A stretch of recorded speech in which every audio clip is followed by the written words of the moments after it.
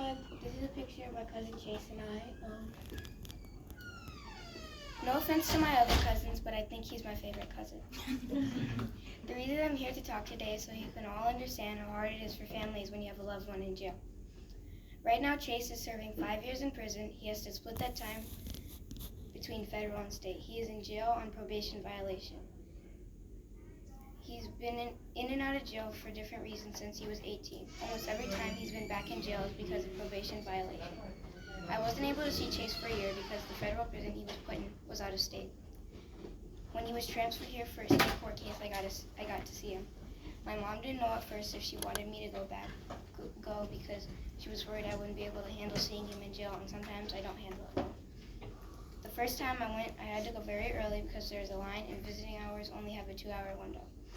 The security kept asking my mom for my ID, and they said next time bring my birth certificate. That rule is only for visiting state prisons.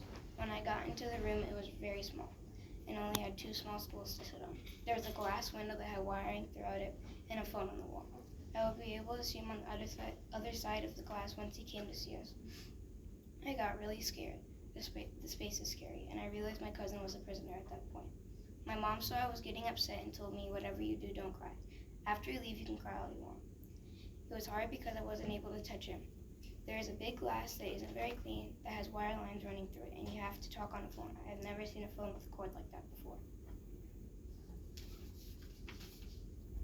When my cousin came to see us, it made me most sad because I couldn't hug him. I can't imagine what it's like going through the day and never getting a hug.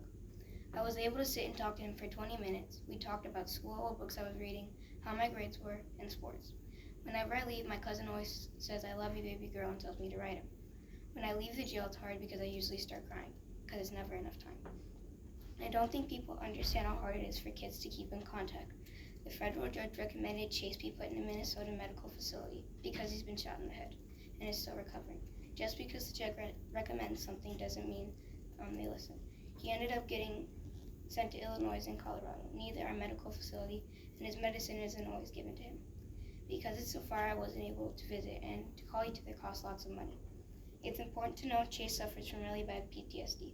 Before his last arrest, his best friend was murdered. Chase was in a car with him and other friends to get food when someone began shooting. His best friend was killed, and my cousin held his friend as he died.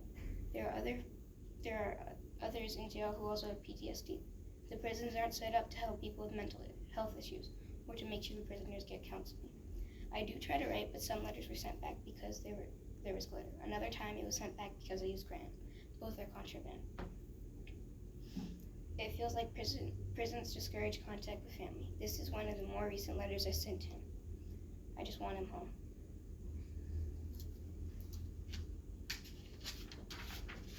He was just back to Minnesota to finish his state time. After he's done with intake, which takes about a month, I will be able to see him and hopefully hug him. There are a lot of barriers that make it hard. Distance, cost of phone calls, limited visiting hours, not being able to touch him or hug him. Kids use crayons a lot but aren't allowed to send to prisoners.